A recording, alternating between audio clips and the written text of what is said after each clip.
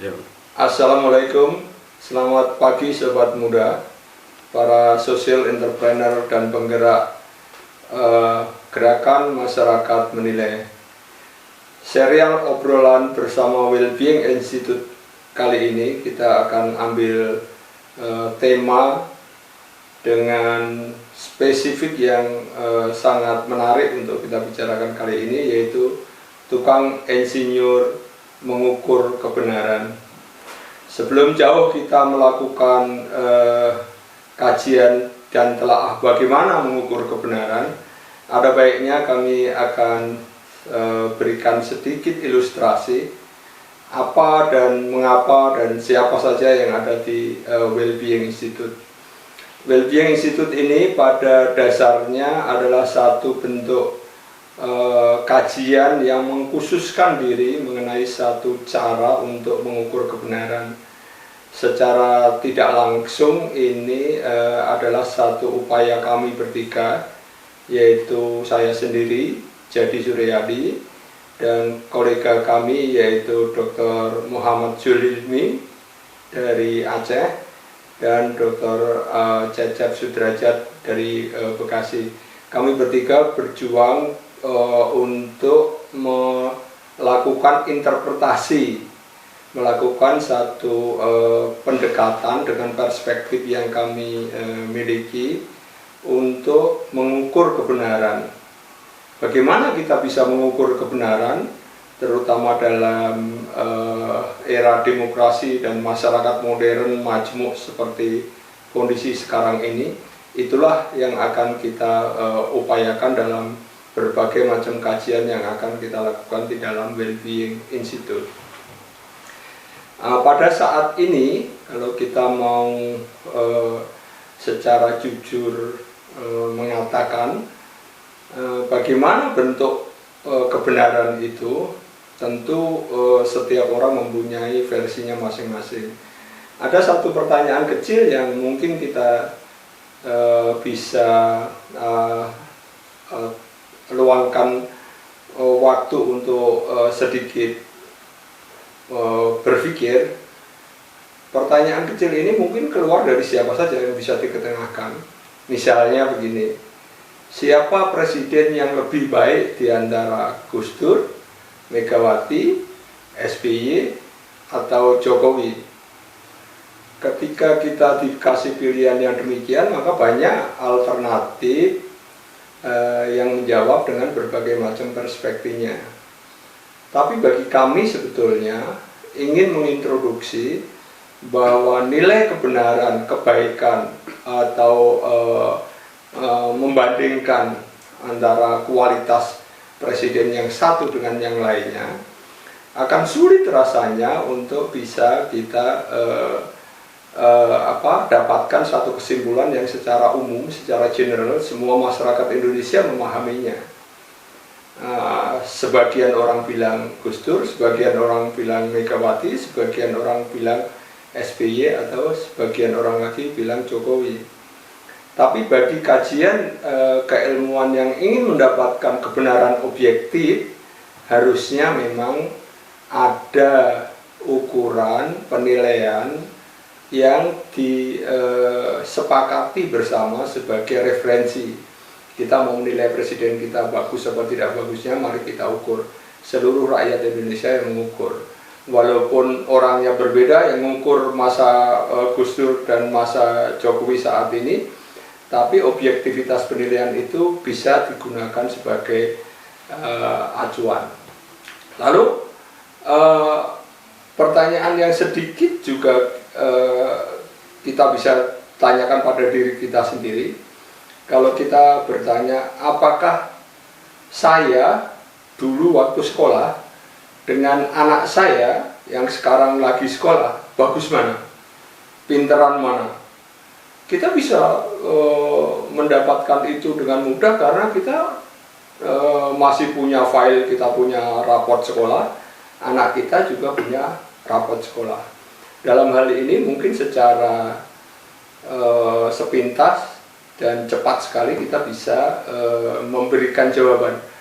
Pinter mana bapaknya dengan anaknya, ukuran itu selain misalnya nilai rapotnya juga kita bisa bilang dulu dia ranking berapa sih, dulu sekarang anaknya ranking berapa sih, komparasi itu bisa didapatkan dengan mudah. Nah, hal yang sangat menarik sekali seandainya sekarang ini Presiden mempunyai penilaian kinerja menteri-menterinya setiap tahun yang dinilai secara objektif untuk menentukan kinerja menteri ini cukup bagus atau enggak, sehingga perlu direshuffle atau tidak. Berdasarkan penilaian inilah mungkin secara objektif Presiden tidak akan dipressure dari kiri kanan dengan berbagai macam muatan politik yang terkesan sangat kental sekali. Nah, menilai ini nampaknya merupakan satu keharusan di dalam masyarakat kita. Menilai inilah yang kita lihat dan masyarakat sangat menyukai, yaitu sinetron Sidul Anak Sekolahan yang dengan bahasa simbolis tukang insinyur lah, yang sering kali menggunakan kata istilah mengukur. Tapi kita juga menyadari bahwa dunia ilmu pengetahuan ini maju pesat karena ada ukuran. Kalau tidak salah, mari kita lihat ukuran standar yang ada di Perancis misalnya. Ada ukuran panjang dengan meter, ada ukuran kilogram dengan berat atau massa, dan ada ukuran detik dengan waktu. Berdasarkan ketiga ukuran itu berkembanglah berbagai macam variabel-variabel atau objek-objek tertentu yang perlu diukur dengan alat ukur berdasarkan komposisi ketiga hal tersebut. Kalau kita bisa lihat betapa cepatnya mobil Ferrari misalnya, itu besaran ukurannya hanya meter per detik. Apapun juga beratnya sebuah daya angkut mobil truk misalnya, mobil atau truk misalnya, itu juga hanya sebatas berapa kilogram berdasarkan kapasitas kilogram, akan enak sekali. Nah, sekarang menjadi sangat serius di dalam masalah sosial. Kalau kita mau mengukur kebenaran, tentu saja ini menjadi sesuatu yang sangat menarik sekali. Apakah Pak Jokowi mengangkat Dr. Terawan sebagai Menteri Kesehatan itu merupakan sesuatu yang baik atau kurang baik? Nah, kita mulai ukur dengan berbagai macam ukuran. Nah, pada dasarnya tukang insinyur yang akan mengukur kebenaran ini harus memperhatikan beberapa dimensi-dimensi di sekitar yang memengaruhi atas apa yang akan diukur. Jadi secara umum pengukuran atas objek yang akan kita kaji kebenarannya, tingkat kebenarannya itu harus meliputi definisi objek yang jelas. Lalu selanjutnya adalah ada alat ukurnya. Lalu kemudian ada prosedur atau cara mengukurnya. Dan yang sangat sensitif memang ini harus pula dilihat siapa yang mengukurnya. Bagi kami ini merupakan sesuatu yang sangat penting sekali untuk bisa dijelaskan. Well-being metodologi dalam hal ini adalah satu kajian di mana kita akan berusaha untuk mengukur kebenaran berdasarkan objek-objek ilmu sosial atau objek-objek masalah publik, di mana kita akan mendapatkan ukuran kebenaran. Kalau kita belajar secara lebih dalam ilmu filsafat misalnya, kata-kata sufi yang sering kita dengar adalah bahwa kebenaran itu milik Tuhan secara mutlak. Hanya Tuhanlah yang tahu kebenaran. Tapi kita sebagai makhluk Tuhan yang katakanlah mempunyai akal pikiran, kita harus menggunakannya juga dengan baik. Jadi kita ini sebetulnya manusia-manusia ini adalah khalifah yang ada di bumi. Sebagai khalifah yang ada di bumi tentu saja mempunyai rasionalitas yang bisa kita gunakan. Jadi jalan tengahnya bagaimana? Salah satu sisi bahwa kebenaran itu milik Tuhan, salah satu sisi bahwa kita memang harus menggunakan akal pikiran kita untuk mendapatkan kebenaran. Jadi jalan tengahnya adalah sebetulnya kebenaran yang ingin kita lakukan itu adalah satu kebenaran yang mempunyai level-level tertentu. Ada satu gradual, ada satu tingkatan level tentang kebenaran. Nah, inilah yang menjadi pokok permasalahannya. Kadang-kadang kolega-kolega kita yang belajar agama dengan sangat tekun sekali sehingga hanya fokus pada segala sesuatu yang bersifat ketuhanan, mengesampingkan kehidupan masyarakat sekitar. Ada juga yang sebaliknya, mereka-mereka yang giat untuk menapaki kehidupan secara intens di dunia ini, tapi kadang-kadang juga lupa tentang berbagai bagian yang itu adalah bagian atau kuasanya Tuhan.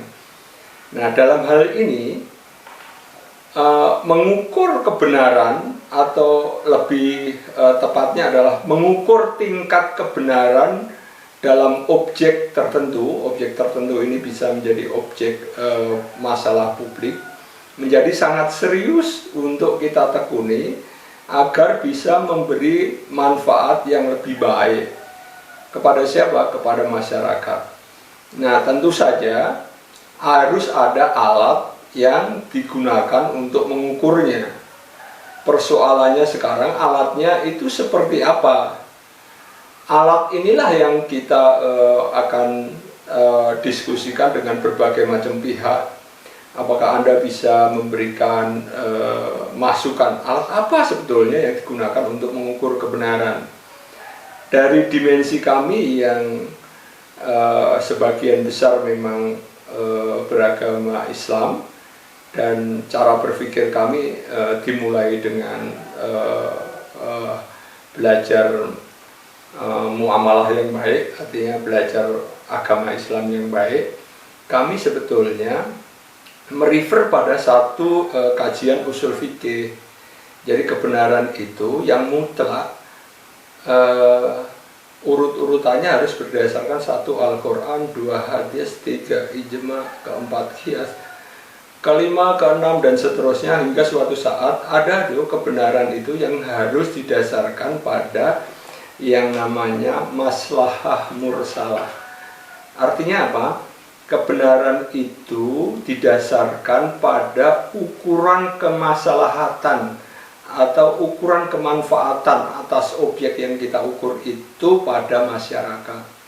Dalam hal ini, Wellbeing Institute mengajukan satu konsep baru bahwa kebenaran itu akan diproksi atau diukur atau diinterpretasikan berdasarkan maslahah mursalah. Secara detailnya, ya, kebenaran itu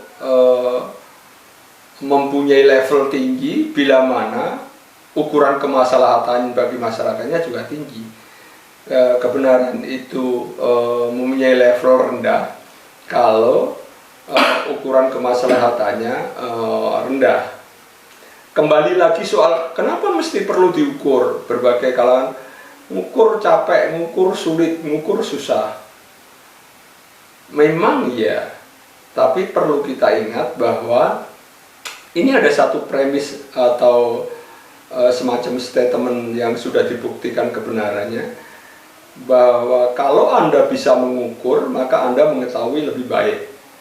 Kalau Anda mengetahui lebih baik, maka Anda bisa mengelola lebih baik.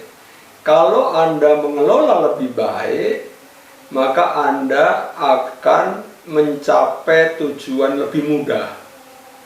Karena itu, kalau diurut dari yang pertama tadi, mengukur itu artinya untuk mencapai tujuan lebih mudah. Dalam hal ini, kalau kita mengukur kebenaran, apa fungsinya mengukur kebenaran? Kalau kita mengukur kebenaran, kebenaran itu kita proksi dengan ukuran kemaslahatan atau kemanfaatan kepada masyarakat, maka fokusnya adalah kalau kita bisa mengukur kebenaran, bagaimana agar kita bisa mencapai tujuan, yaitu meningkatkan ukuran kemanfaatan atau kemaslahatannya bagi masyarakat. Tentu ini suatu usaha yang kelihatannya masih abstraksi, kurang jelas begitu amat. Kenapa mengukur kebenaran kok bisa meningkatkan kemanfaatannya kepada masyarakat? Memang harus kita pelajari berbagai detailnya pelan-pelan agar nanti kita bisa memahami dengan baik apa itu ukuran kemaslahatan bagi masyarakat. Kita sebutnya, kalau sudah didapatkan sesuatu ukuran, maka akan ada sesuatu yang bisa memberikan inspirasi, memberikan satu motivasi, atau memberikan satu gambaran. Sebaiknya kita menginginkan hal yang lebih baik dong, nggak hanya sekedar itu saja. Sama persis kalau kita mengetahui orang tua menerima raport dari anaknya mendapatkan nilai matematika 6 misalnya, suatu saat memberi inspirasi kepada orang tua dari nilai 6 ini bagaimana supaya menjadi 7. Mungkin ikut les, belajar lebih giat lagi, orang tuanya lebih bisa mendampingi dalam mengerjakan PR dan sebagainya. Nah, gambaran ini kalau bisa elaborasi dalam masalah atau objeknya adalah masalah publik, maka ini menjadi sangat menarik sekali. Salah satu contoh, misalnya kalau pertanyaan saya yang pertama tadi, baik mana Presiden Gus Dur, Megawati, SBY atau Jokowi, tentu saja ini memberi semacam sinyal kepada presiden-presiden berikutnya agar mereka mempunyai juga satu kewajiban personal agar dia tidak lebih jelek dari yang lalu-lalu, agar dia bisa lebih baik dari yang lalu-lalu. Ukuran baiknya itu apa? Misalnya ukuran baiknya itu tentang sistem pemerintahan, pelayanan terhadap masyarakat dan sebagainya, terutama di bidang ekonomi dan kesejahteraan masyarakat. Maka presiden ini secara tidak langsung akan mempunyai inspirasi bagaimana caranya supaya saya lebih baik dari pendahulu saya, misalnya seperti itu. Nah, ini menjadi sangat serius kalau kita kemas dalam masalah-masalah yang santai, misalnya tukang insinyur mengukur kebenaran, kita akan mengukur kebenaran. Berbagai macam pihak tentu mempertanyakan kebenaran macam apa yang akan Anda lakukan, kebenaran macam apa yang Anda ukur. Kita tadi bilang harus ada objeknya, harus ada alat ukurnya, harus ada cara mengukurnya, dan harus ada siapa yang mengukur. Nah, kalau kita bicara mengenai kemaslahatan umat, kemaslahatan publik, tentu saja tidak bisa kita wakilkan pengukuran ini kepada seseorang. Contohnya saja, kalau kita wakilkan penilaian kondisi Indonesia ini oleh presiden dan menteri-menterinya, maka nilainya akan selalu sangat bagus. Nggak ada negara jelek, semuanya negara baik. Nah, sekarang kalau dibalik, kalau kita wakilkan penilaian ini oleh para kelompok oposisi, tentu saja nilainya akan jelek. karena sudut pandangnya mesti dari kekurangan-kekurangan yang ada. Jadi yang paling baik apa? Yang paling baik memang masyarakat sendiri yang menilai. Ada hal lain yang menjadi sangat serius untuk kita pahami, bahwa berbagai macam lembaga riset, berbagai macam cara melakukan riset dan sebagainya, memang sudah banyak sekali yang melakukan itu. Yang paling sahih dan paling bagus saat ini adalah dengan metode multi-state random sampling. Tapi dalam hal mengukur kebenaran ini, kita mendefinisikannya bukan dengan sampling, tapi dengan populasi. Semua orang berhak menilai. Tentu saja dengan keterbatasan-keterbatasan dan maksud-maksud lain yang didefinisikan di dalam riset itu. Nah, karenanya kita bilangnya adalah cara mengukurnya bukan dengan sampling, tapi dengan cara purposive population. Semua orang berhak untuk ikut menilai masalah publik, hanya dibatasi nanti ruang lingkupnya seberapa besar. Apa perlunya kita mengukur secara populasi? Bukankah proyek-proyek pemerintah yang dilakukan oleh BPS sudah melakukan seperti itu? Tentu saja dengan sudut pandang dan cara yang berbeda, nanti hasilnya akan berbeda pula. Dengan sudut pandang yang berbeda, dengan topik yang berbeda, tentu hasilnya juga berbeda juga. Wellbeing Institute memang memposisikan diri untuk mengerjakan sesuatu secara independen. Jadi kita berusaha sekuat mungkin agar kita mengukur itu secara independen. Lalu kalau bisa ya almost no cost, semuanya oleh para volunteer. Jadi hampir semuanya kita bilang nggak ada biaya. Kalau ada yang merasa sebagai volunteer mengeluarkan biaya, yaitu sumbangsih para volunteer untuk mendapatkan data yang diperlukan oleh Wellbeing Institute. Wellbeing Institute juga fokus untuk mengerjakan masalah-masalah yang kira-kira kurang tersentuh oleh pemerintah. Misalnya kajian-kajian publik tentang bagaimana mengukur kemaslahatan publik terhadap institusi-institusi atau organisasi masyarakat. Salah satu contoh sekarang yang lagi marak adalah tentang rumah sakit. Dengan berbagai cara memang ada rumah sakit melakukan pengukuran indeks kepuasan pelanggan. Indeks kepuasan pelanggan artinya yang datang ditanya Anda puas atau enggak puas dengan berbagai macam subobjek atau variabel ukurannya.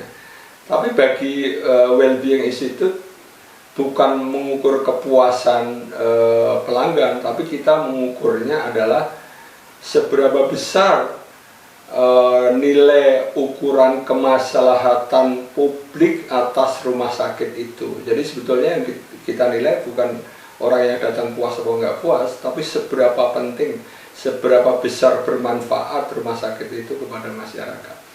Sudut pandangnya memang sedikit berbeda, alat ukurnya berbeda, tentu saja hasilnya mungkin juga berbeda. Hal ini dikritik oleh sebagian kawan, itu kan sudah ada dan itu duplikasi.